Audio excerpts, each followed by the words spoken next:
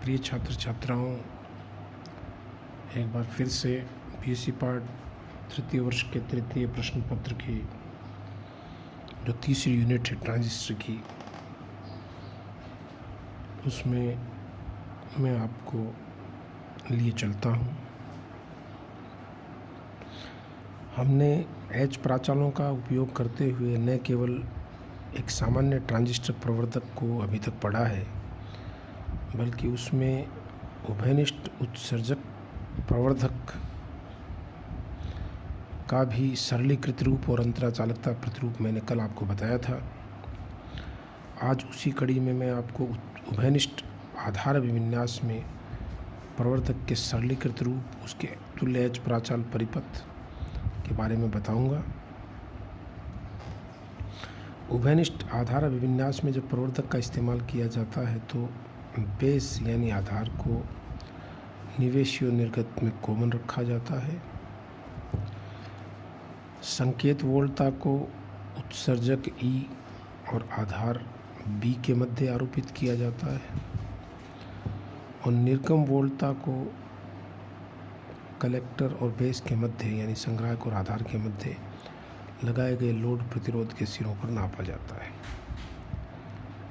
यहाँ इन संधारित्रों का वही उपयोग है जो मैंने पिछले टॉपिक में आपको बताया था कि ये दिष्ट संकेत को बाहर जाने से रोकते हैं और केवल प्रत्यावर्ती संकेत, जिसको हमने एम्पलीफाई करना है, प्रवर्धित करना है, उसी को आउटपुट में प्रदान करते हैं। हमेशा की तरह जैसा मैंने आपको एक सरल तरीका बताया था कि सबसे पहले आप इसका तुल्य एच प्राचाल परिपथ लिख दीजिए, जिसमें एक आंतरिक प्रतिबाधा, चूंकि ये कॉमन बेस है इसलिए एच आई ई के स्थान पर एच आई बी लिखेंगे और एच आर वी ओ के स्थान पर H R B V O एक वोल्टा स्रोत होगा। ये धारा स्रोत एच एफ आई वन जो मैंने पहले बताया था, तो उसमें एच एफ बी हो जाएगा कॉमन बेस के कारण, और आई बी की जगह इनपुट करंट आई ई हो जाएगी।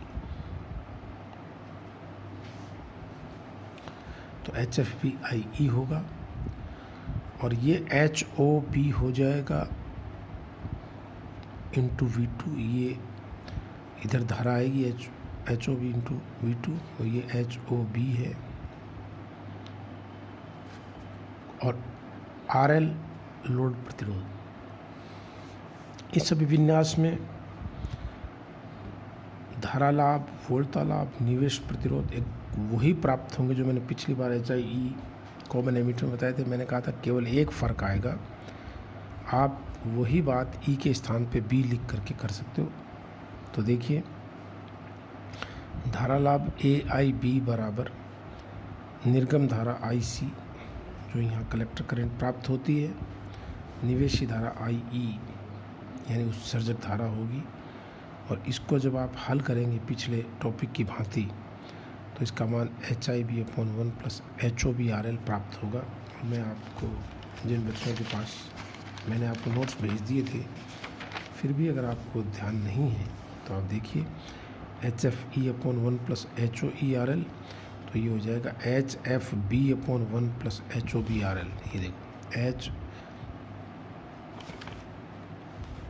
ए आई ई और ये आ जाएगा H F B upon 1 plus H O B R L आएगा। आई बी तो प्रतिरोध है। इसी प्रकार वोल्टता लाभ बराबर होता है धारा लाभ इंटू प्रतिरोध लाभ, और ये मान भी हम पहले बता चुके हैं। तो ये आ जाएगा minus H F B R L upon H I B plus delta H R L, जहाँ डेल्टा एच प्राचालों की सारणिक का मान है। निवेशी प्रतिरोध का मान भी इसी प्रकार आर आई बी बराबर एच आई बी माइनस प्राप्त हो जाएगा। और निर्गम प्रतिरोध की परिभाषा थोड़ी स्पेशल होती है, आपको मैंने पहले भी बताया हुआ है। निर्गम प्रतिरोध में निवेशी वोल्टता को शून्य मानते हुए अगर आर एल को वी ओ से प्रतिस्थापित करें तो निर्गम वोल्टता और निर्गम धारा का जो अनुपात है वो निर्गम प्रतिरोध कहलाता है, और इसका मान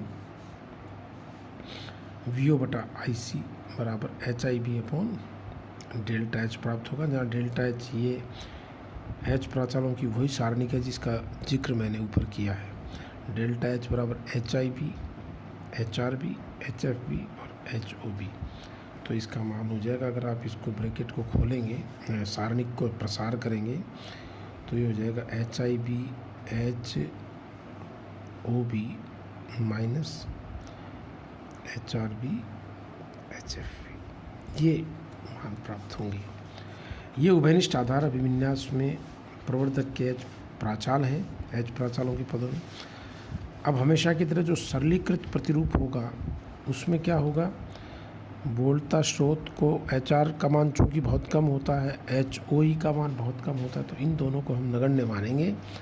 और ऐसी अवस्था में यह जो सरलीकृत प्रतिरूप होगा वो निम्न प्रकार से होगा। देखिए,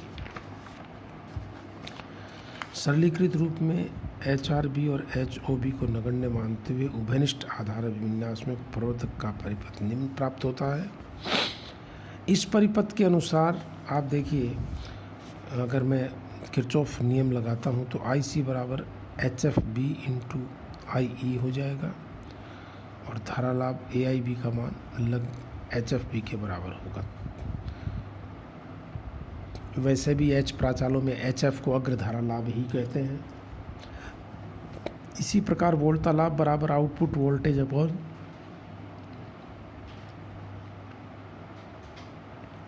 इनपुट वोल्टेज, यानी निर्गम वोल्टता बटा निवेशी वोल्टता होती है, तो इसका मान minus H F B upon H I B into R L होगा।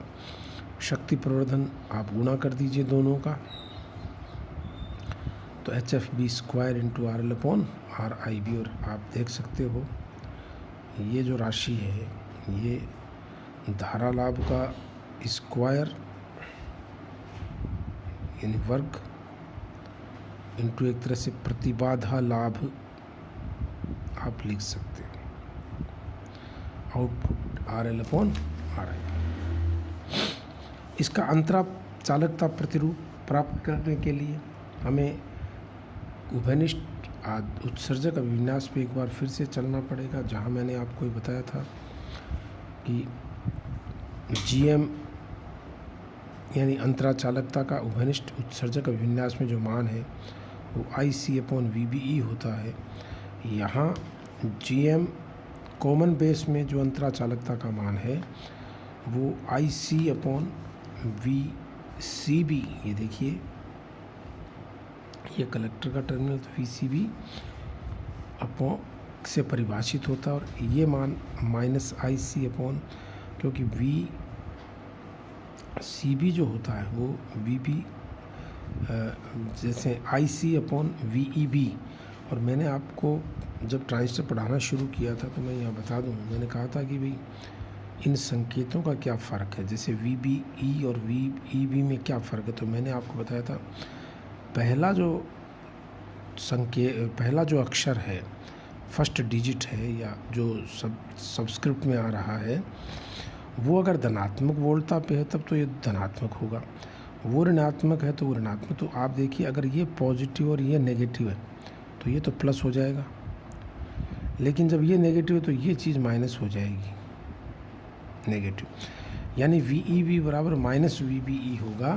तो प्यारे बच्चों, यहाँ मैंने आई सी अपॉन वी ई बी को माइनस वी बी ई कर दिया है, और ऐसी अवस्था में ये माइनस जी एम ई के बराबर होगा। अर्थात सी बी परिपथ की अंतरा चालकता सी परिपथ की अंतरा चालकता के परिमाण में तो तुल्य होती है, लेकिन उसकी ऋणात्मक होती है। ये एक महत्वपूर्ण बात आपको यहाँ सीखनी है। यह अंतरा चालकता प्रारूप की शुरुआत है कॉमन बेस में, जिसको मैं आपको पूरा समझाता हूँ।